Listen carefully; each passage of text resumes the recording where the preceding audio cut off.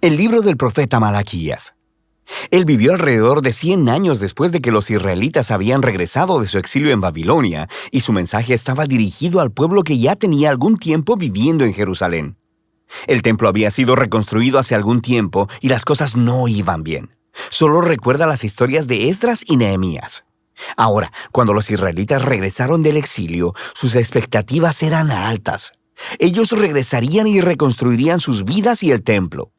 Todas las asombrosas promesas de los profetas se harían realidad. El Mesías vendría y establecería el reino de Dios sobre un Israel unificado y sobre las naciones, y traería justicia y paz para todos. Pero eso no es lo que sucedió. Los israelitas que habían repoblado la ciudad demostraron ser tan infieles a Dios como sus ancestros, resultando en pobreza e injusticia. Así que en Malaquías descubrimos lo corrupta que se ha vuelto esta generación. El libro está diseñado como una serie de disputas, y la mayoría de las secciones comienzan con Dios diciendo algo, haciendo una declaración o acusación. Y luego Israel estaría en desacuerdo o cuestionaría la declaración de Dios, y luego Dios respondería y ofrecería la última palabra. Esto sucedió 6 veces. En las primeras 3 disputas, Dios expone la corrupción de Israel, y en las últimas 3 disputas, Él confronta su corrupción. Y la impresión general que obtienes de estos argumentos y disputas es que el exilio fundamentalmente no cambió nada en el pueblo. Los corazones de Israel están tan duros como siempre. La primera disputa empieza cuando Dios dice que todavía ama al pueblo de su pacto a pesar de sus fracasos. E Israel objeta de manera grosera, diciendo, ¿de qué manera nos has mostrado algún tipo de amor? Así que Dios les recuerda de cómo en su gracia eligió a la familia de Jacob, su ancestro, para convertirse en la portadora de las promesas del pacto de Dios en lugar de a la familia de Esaú, su hermano, quienes eventualmente quedaron en la ruina. Recuerda las historias de Génesis y el libro de Abdías. Así que desde esta primera disputa, Israel se expone como suspicaz, dudando del amor y la fidelidad de Dios. La segunda disputa expone un problema con el segundo templo de Israel. Dios acusa al pueblo de despreciar y de profanar el templo, y el pueblo refuta. ¿Cómo te hemos despreciado? Así que Dios responde enfocándose en el pueblo, en cómo traen ofrendas vergonzosamente patéticas con animales enfermos e impuros que muestran que no valoran ni honran a su Dios. Pero no es solo el pueblo, también los sacerdotes que administran el templo. No solo toleran, sino que participan en estas formas de adoración corrupta. Desde arriba hasta abajo, el pueblo de Dios ha demostrado ser infiel. En la tercera disputa, Dios acusa a los hombres israelitas de traición para con Dios y con sus esposas, lo que por supuesto ellos niegan. Y Dios expone la tóxica combinación de idolatría y divorcio que está teniendo lugar. Tienen a hombres israelitas casándose con mujeres no israelitas, y luego adoptando en sus hogares la adoración a los dioses ancestrales de sus esposas. Recuerda la historia de Nehemías capítulo 13. Así que Malaquías conecta esto con una ola de hombres divorciándose de sus mujeres sin una buena razón. Y el pueblo no tiene problema con esto. Y Malaquías dice no. Es una traición a su pacto con Dios.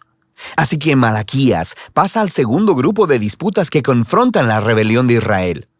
La cuarta disputa comienza con los israelitas acusando a Dios de negligencia, diciendo, ¿dónde está el Dios de justicia? Ellos ven injusticia y corrupción abundando, y Dios no parece hacer nada. Así que Dios responde diciendo que Él enviará un mensajero que preparará al pueblo para el regreso personal de Dios en el día del Señor. Él vendrá como fuego para purificar a su pueblo y para remover la idolatría y la inmoralidad sexual y la injusticia, para que solo el remanente fiel sea su pueblo. En la quinta disputa, Dios llama al pueblo a volverse a Él, a lo que el pueblo responde, ¿cómo podemos regresar? Así que Dios confronta su egoísmo, les muestra cómo han dejado de ofrecer diezmos de sus ingresos para el templo. Esa palabra, diezmo, solo significa una décima parte. Es la cantidad de ingreso y frutos que los israelitas debían donar anualmente para mantener al templo y a sus sacerdotes. La práctica se explica en diferentes partes de la Torá. Ahora, sabemos por Malaquías y por el libro de Nehemías que el pueblo estaba descuidando esta responsabilidad. Así que el templo se estaba deteriorando. Y Dios los confronta. Él dice que quiere bendecirlos con abundancia, pero solo si ellos van a ser fieles. En la disputa final, el pueblo acusa a Dios y dice que servirle no tiene caso.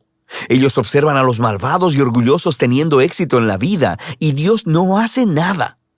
Y la respuesta de Dios, por primera vez en el libro, no es un discurso, sino más bien una historia corta acerca del remanente fiel en Israel, de las personas que temen al Señor y aman reunirse y hablar acerca de cómo honrar a Dios y cómo servirle. Así que Dios ordena que un libro memorial sea escrito para estas personas, para que puedan leer el libro y recordar el carácter y las promesas de Dios.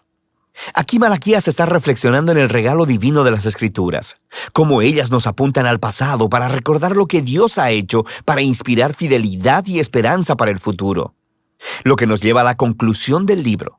Esta retoma y desarrolla todavía más las imágenes de la cuarta disputa acerca del futuro día del Señor. Dios dice que ha determinado un día de juicio purificador que consumirá a los malvados de entre su pueblo. Pero lo que la conclusión añade es sobre el futuro del remanente fiel, porque para ellos el día del Señor no es una amenaza, sino una ocasión de gozo. Será como los rayos de sol de la mañana, que traen sanidad y vida y esperanza para el futuro. Y así terminan las disputas de Malaquías, pero todavía queda un poco más en el libro. Los últimos 3 versículos no son parte de las disputas, y en realidad funcionan como un apéndice final. Le dan cierre no solo a Malaquías, sino a toda la colección de la Torá y los profetas. Primero, el lector es llamado a recordar la ley o la Torá de mi siervo Moisés.